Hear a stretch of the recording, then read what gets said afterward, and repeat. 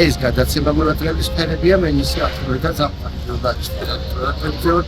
გამარჯვება საბერძნეთის ძის დედაქალაქი ათენიდან. დღეს ახლა ჩვენი გადამგზავრება ეგინაზე და ჩვენ აქ მოვიდით ჩვენ პროფესორის დამსახურეს. ეს უნდა ჩავწეროთ მსოფლიო ჩემპიონი კახი თამაშია. ეს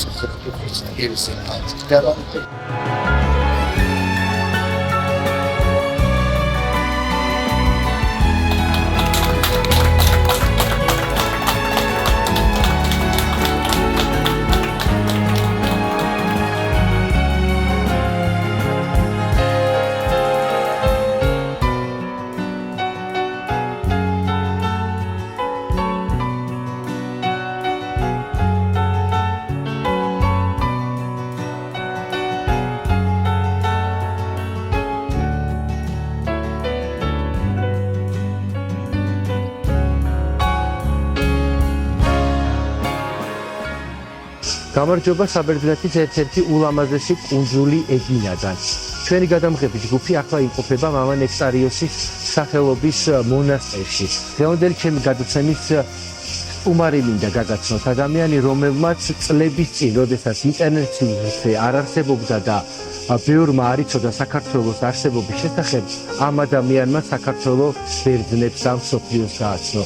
დღევანდელი გადაცემა მონაწილეების სფერების სტუმარი გახლავთ მსოფლიო ჩემპიონი ბატონი კახი კახიაშვილი. მოგესალმებით ბატონო კახი, მადლობა მინდა გადაგიხადოთ, რომ მიღებთ გადაცემაში მონაწილეობას. აქვე ვიტყვი, რომ თქვენ ბოლო პერიოდში მედიასთან აღარ მეგობრობთ და უკვე თქვენც აღნიშნეთ, რომ რამდენიმე წელია, ბოლო 10 წელია ტელევიზიით აღარ გამორჩენილვარო. მაგრამ გადაცემის მთავარი პროდიუსერის ლიგიას დახმარებით ჩვენ ერთმანეთს შევხვდით გემზე. ერთად ვიმგზავრეთ ეგინაზე და აი ახლა აქ ვართ და უფრო ცვლად მოუყვებით ჩვენს ტელემაყურებელს თქვენზე. გამარჯობათ ეგინიდან, გამარჯობა საქართველო, წარმატებად თქვენს გადაცემებს, თქვენ შანახატებს და მადლობა რომ სპორტულ თემებსაც აშუქებთ. ჩვენი ცხოვრება სპორტში უკვე რამდენიმე წელია დავანებითავი მართალია.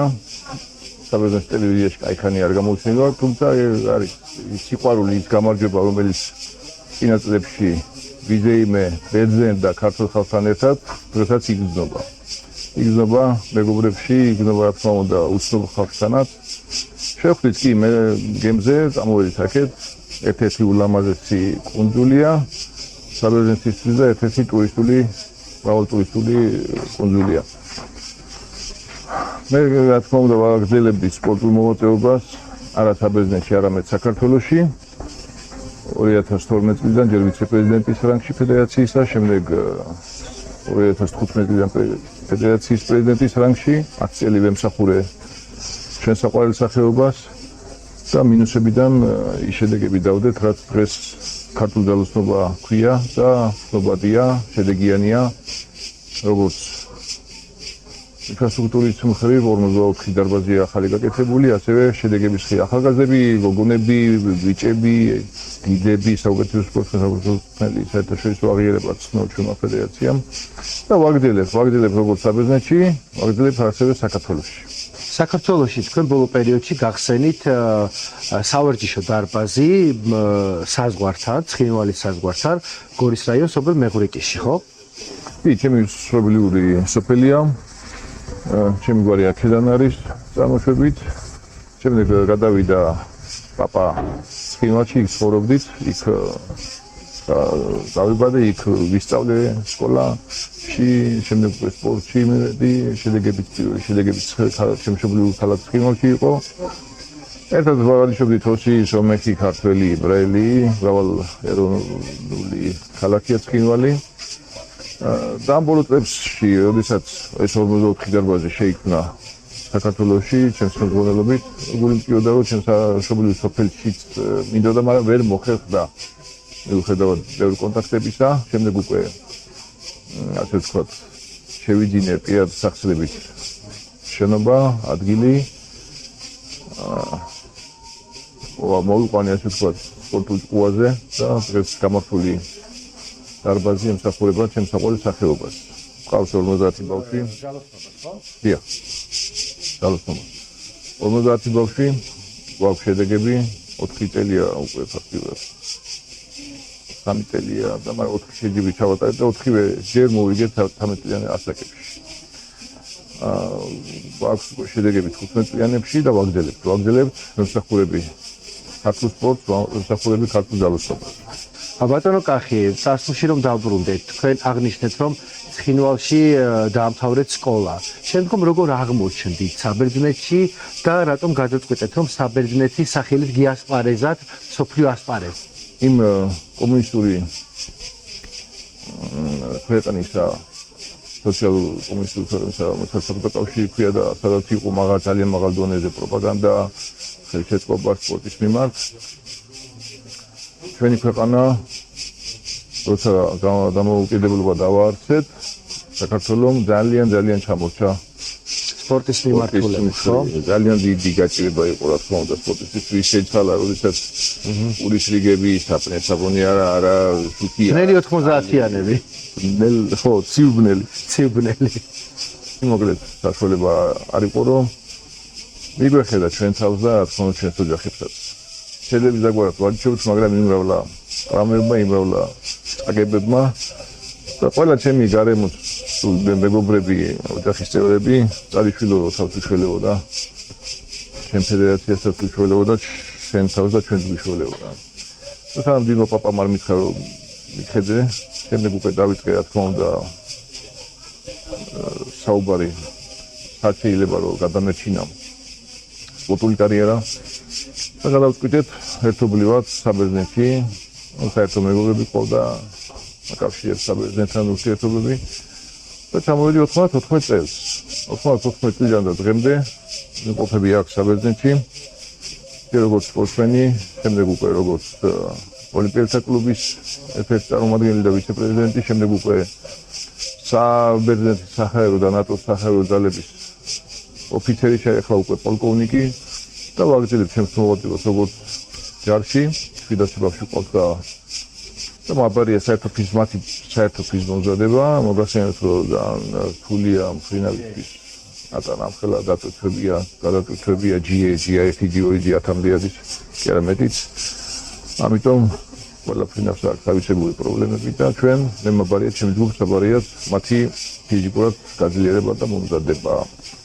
სპორტში ვაგრძელებ საქართველოში ვიცე-პრეზიდენტის რანგში, ახლა უკვე გადავაბარე ჩემი მოვალეობები ლაშა კალახაძეს და ვარ ბათუმი 26 აპრილში რომელიც ჩატარდება საორგანიზაციო კომიტეტის ხელმძღვანელი ჩვეულურში ჩავატარებ და დარწმუნებულია მაღალ დონეზე ჩვენს საერთაშორისო და ევროპის კოლეგებთან ერთად ჩავატარებ დაუვიწყარ კიდევ ერთ ევროპის ჩემპიონატს.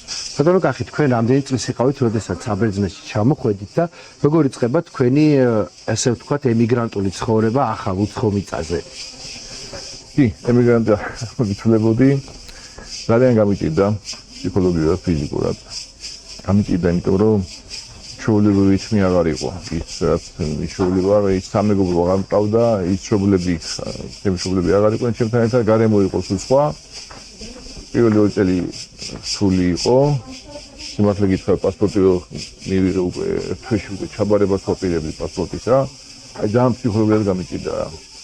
რა თქმა უნდა, მეგობრები შევიძინეს შემდეგ უკვე სპორტულ ასპარეზობებში ჩავერთე და ცოტა გავანეიტრალე ჩემი მომენტური სირთულე და სიძულვე. შემდეგ უკვე მივეჩვი აქაურობასაც. დაიწყო ჩემი სპორტული ასპარეზობები, გამარჯვებებით. რა გენატრებოდათ ყველაზე მეტად ამ ხნის განმავლობაში, რადგან 1000 კილომეტრი გაშორებდა სამშობლომდე? რუსეთს სამშობლო, მე სამეგობრო, გარემო, ქვეყანა, ოჯახის წევრები, მაგრამ ყველაფერს ამას გაუძელი. რა თქმა უნდა, ჩემი წოთნელი ვანო გრიგოროვი, როკაშვილი და შემდეგ უკვე, როდესაც მეტნაკლებად მივეჩვე, ჩავედი ასპარეზობაში, უკვე მეორე პლანზე გადავიდა ეს მონატრებები, რა თქმა უნდა, ურთიერთობას არ ვკარგავდი საქართველოსთან, ყოველთვის ვიდიოდი, მოვინახულებდი. საქართველოს ქონდა ძალიან რთული, ალბათ თავის ისტორიაში ერთ-ერთი რთული განსაცდელი. ძველი კავშირების დაკარგვა და ახალი კავშირები ჯერ არ აღდგენა. ასეთ საერთაშორისო ორგანიზაციაში არ იყო მიღებული არც გაეროსწრებული არც ოლიმპიურ კომიტეტში არც სამე სხვა გაერთიანებებში და ქვეყანა და სპორტი უკვე გადარჩენაზე ფიქრობდა ზრუნავდა. შემდეგ უკვე რაღაცა მოწესრიგებას. ასე იყო ზუსტად ჩვენ სახეობაში, სპორტში, ჩვენ სფეროში. თუ ორი ერთმანეთი იდგა აეროპორტში, არაშუქი, რიგები, გამართლეთ სამეგობრო ბილეთების სამეგობრო, ვისაც ყავდა მანქანა რომ ფიზიკურად უბრალოდ მისულიყავით აეროპორტამდე. შემდეგ აქ უკვე მეტნაკლებად გამოსწორდა ქვეყანაც მეც აქ საბერძნეთში უკვე რა თქმა უნდა ყოველ წელს ჩავდიოდი. მენატრებოდა, ჩავდიოდი. მენატრებოდა მეგობრები, მენატრებოდა მწვრთნელი, ოჯახის წევრები. რა თქმა უნდა ყველაფერს ერთმანეთში ვიზიარებით, ცუდად და კარგსაც და ისევ ახალ ფუძლიდან ვიწყებდით ჩვენს კარიერას. მე როგორც სპორტსმენი, როგორი ფერი აქვს მონატრებას? გავაკეთე. შეიძლება მომენტი იყოს შავ-თეთრით იყოს. მაგრამ არის ხო ნუ ბევრი რაღაცა გენატრება, ზოგ რაღაცას ნოსტალგიით უყურებს, ზოგ რაღაცას გინდა რომ აი მოსინჯო, ხელი მოკიდო, გასინჯო, გემოგაუგო, შენძველ კერძებს, დედის მშობლების გაკეთებული. ანუ სხვა იყო ალბათ. მიჩვეული გასაცხა ხო ალბათ. სხვა არის და ამას ქონდა მე მონატრება, მეგობრების მონატრება, ნუგეში მეგობრებისაგან. თუმცა ისიც მახსოვს, რომ ოლიმპიურ თამაშებიდან რო ჩამოვედით, ფაქტობრივად ქვეყნის მეთაური არ დახვდა.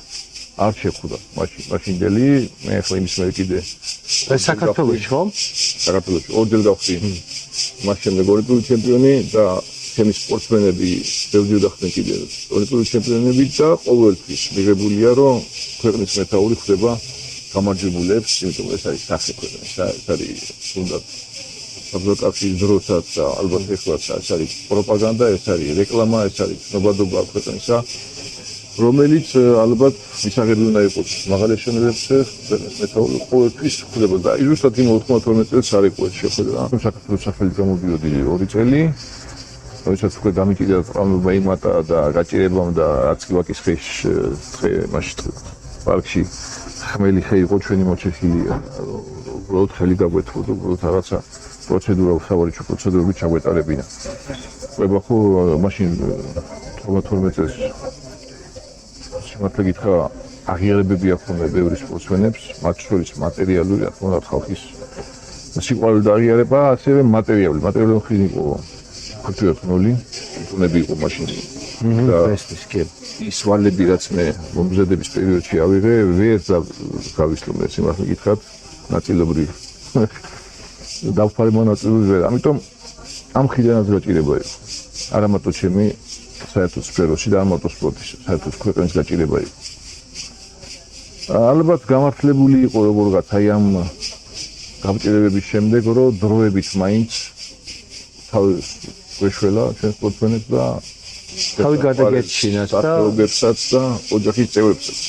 როგორც მოვიქეცი შემდეგ უკვე და მახსოვს რომ ჩემი გამარჯვებების შემდეგ უკვე მე ფიზიკურადაც, ინფორმაციულადაც და მატერიალურადაც ვეხმარებოდი ჩემს ფედერაციას, რა თქმა უნდა, ჩემს ოჯახის წევრებს. ინვენტარი, როდესაც არ არსებობდა საქართველოში ნორმალური გრიფი, ასე ვთქვათ, შტანგა, უგზავნიდი, ვაფინანსებდი ახალგაზრდა სპორტსმენებს, ვაფინანსებდი ჩემპიონატებს და ტურნირებს და ასე შევინარჩუნე. მაშინ ჯერ კიდე ჩემი წვლილი შევიტანე სახეობის შენარჩუნების. აი ეს იყო ივნეული და გარდამავალი ეტაპი სპორტულ კარიერაში. შემდეგ უკვე აქ საბერძნეთში გავაგრძელე და უმაღლეს მიღწევები დავაფიქსირე. ცოტა სხვანაირად უყურებენ რა საბერძნეთის სპორტს, იმიტომ რომ ითვლება რომ ოლიმპიური მოძრაობა საბერძნეთის კუთვნილობა და უფრთხილდებიან ამას. უფრთხილდებიან. და როგორ შეგრძნება იყო 94 წელს, როდესაც თქვენ საბერძნეთის სახელით ასპარეზობდით. გაიმარჯვეთ და საქართველოს ჰიმნის ნაცვლად ბერძნული ჰიმნი აჟღერდა. ხო, ხრივი კი სიხარული გამარჯვებისა, მეორე ხრივი კი რატო არა ქართულიც. ხო, რატო არა თავის დროზე ესე ყველა ეს ქვეყანას აქვს უძღვის აღმავალი მაღალი წერტილი და აქვს გაჭირების წერტილი. ნუ მოხდა ისე რომ ამ პერიოდში როგორც და არა მარტო მე ბევრ სხვა სპორტსმენს და სხვა სახეობას 92-დან 2000-მდე ძალიან დიდი ჩავარდნა ჰქონდა ქართულ სპორტს, დიდი მიღწევების მხრივ და ასევე მასობრივობის მხრივ და მოვყევით აი ამ ასე ვთქვათ მომენტში. და ჩემი პლიადის ხალხი. რა გასწავლოთ ემიგრაციამ? ალბათ უფრო მეტი დაფასება ის რაც გააქვს, იმის დაფასება, ახალი მიზნების დასახვა. როგორ გააცანით ჩვენი სამშობლო საქართველო ბერძნებს და არა მხოლოდ ბერძნებს მსოფლიოს, რას ეუბნებოდით თქვენ იყავით ქვეყნიდან? შეიძლება დაგვართ ახლა დიდი დრო მე არ მქონდა სატელევიზიო დრო მესაუბრა საქართველოს ისტორიაზე, კულტურაზე, სპორტზე. ალბათ ჩემი გამარჯვებებით უფრო და საინტერესო ის რომ დიდ ქართველებს მოხსენიებდნენ საბერძნეთში, დიდ ქართველ სპორტსმენად და საქართველოში კი ჩემ წამოსვლის დროს უკვე მოღალატეს მოხსენიებდნენ. რატო? პარადოქსია, იყო ესეთი შენახული მაქვს. გაზეთები, გამოშვებები, სადაც იყო რუსეთის რადგან თქვენ სხვა ქვეყნის სახელით ასპარეზობდით, მაგრამ გადმოვიდა 94-ში, აი ეს რაღაც წელიწად ნახევარი იყო ზუსტად ასე მოხსენიება, რომ მე ვარ მოღალატე საქართველოში. ჟურნალისტების შეფასებაც მოხსნა. ჩვენო საქართველოს არ ვიცნობთ ვარგონავტების მხრიდანო, ჩვენ უფრო ვიცნობთ კახიაშვილ და ქეცბაიას მხრიდანო. ქეცბაიას იყო მაშინ ასპარეზობდა თემური. საბერძნეთში შემდეგ უკვე დარეკა კიდევაც სიმართლეს ვიძახით. კიდევაც გადაიწევ. ამიტომ კიდევ ერთხელ ვიტყვი იმას გავიმეორებ, რომ მნიშვნელობა არ აქვს ადამიანის სად არის, მნიშვნელობა აქვს რას ფიქრობს და რას აკეთებს. ალბათ მე ჩემი წვლილი როგორც სპორტსმენმა გაკეთებული მაქვს ჩვენ ქვეყნისთვის და შემდეგ უკვე დღეს ვაგრძელებ ისევ ზრუნვას. საქართველოზე, რა თქმა უნდა, საბერძნეთი უკვე ჩემი მეორე სამშობლო არის, ასე ვთვლი. პირველია საქართველო და მეორეა სამშობლო, იმიტომ რომ ქვეყანამ შეგინახა პატივი. ქვეყანა მოგცა ბევრი რამ, ანუ გადარჩინა სპორტი და თქვენ კარგად აღნიშნებების გამოყენება, საშუალება. ამიტომ მე ძალიან დიდ პატივს ვცემ და ჩემი მეორე სამშობლო თავისუფლად დღეს საბერძნეთს. რას ეტყვით ჩვენს ქართველ ემიგრანტებს, რომელიც სამწუხაროდ ძალიან ბევრი ყავს ჩვენ სამშობლოს სოფლიოში მიმოფანტული? პირველ რიგში არ დაგვავიწყდეს ვისი გორიცა ვართ, საიდან მოდივართ, რა კულტურის მატარებლები გვაქვს, ვართ არავის არც ერთ ნაკლები კულტურა არ გვაქვს. შემდეგ ალბათ ერთიანობას ვსურვებ, ხო, პატივისცემას, ურთიერთ დაფასებას, ვიცი რომ კონფლიქტები არის ხოლმე მათ შორის საქართველოს სათვისტომოები, ჯგუფები, ორგანიზაციები, მინდა გაერთიანებული იყოს. ეს არის ჩემი სურვილი, მინდა ძლიერები ვიყოთ. ეს სიძლიერე და ეს პატივისცემა ურთიერთ დაფასება თავის თავად გამოადგება და ჩვენს ქვეყანასაც უფრო გამოადგება. ეს არის ჩემი ვთქვათ მოწოდება თქო. ბატონო კახი, რა წაგართვათ ემიგრაცია? გამართვა ალბათ დამაკლდა. მეგობრების სიმრავლე იქ ჩემი მეგობრების სიმრავლე ჩახუტება სითბო. რა თქმა უნდა, ბევრი რაღაცა შემძინა. დამაკლდა კიდევ და შემძინა კიდევ. საერთო ჯამში ალბათ უფრო ძლიერები გამოვედით. წარსულში რომ დაგაბრუნათ, აი დღის გადმოსახედიდან, გადადგამდით აბნაბიც გახდებოდით ემიგრანტი? არჩევნის პირას ვიდექი. ან დამენებებინა სპორტს, ან ვიყოფილიყავი წაგებული, ან უნდა მეშველათავი და ისევ მოგებული, მაგრამ ნაწილობრივ სხვა არეალის ან სხვა ქვეყნის ან სხვა ხალხის დახმარებით. არჩიე მეორე, რითაც შევინარჩუნე, რა თქმა უნდა, ჩემი ტიტულებით, შევინარჩუნე ფედერაციის კარგად ყოფნა საქართველოში, ასევე ალბათ ნაწილობრივ ჩემი წვლილი შევიტანე საქართველოს ცნობადობაში. საბჭოთა კავშირიდან ახლანდელ საქართველომდე ძალიან დიდი ცვლილებებია მომხდარი. თუმცა ემიგრაცია ყოველთვის იყო, არის და იქნება. ბევრი უყურებს ახლა ჩვენს გადაცემას და ფიქრობს, რომ წავიდეს თუ არა ემიგრაციაში. ჯერ კიდევ ორჭოფობს და ვერ გადაუწყვეტია. თქვენ რჩევები შეგიძლიათ მისცეთ იმ ადამიანებს, ვისაც ვერ გადაუწყვეტია ღირს ემიგრაციაში წასვლა თუ არა. და ბევრი გავკადნიერდები და ვიტყვი, რომ აქ ეძებენ ევროს მსხმოიარე ხებს და უთხრათ, რომ ეს აქ არ არის.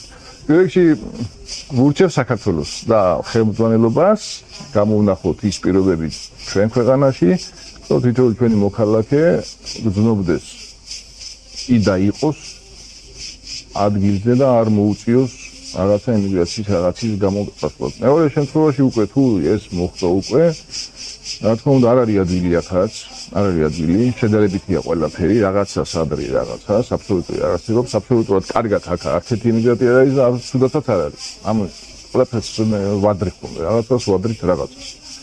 ნუ ალბათ გამოვიდა თუ არის, რა თქმა უნდა, უშუალოდ თავის თავსაც და თავის სამეგობრო საოჯახოს და თავის ქვეყანასაც შეძლებს დაგვარად.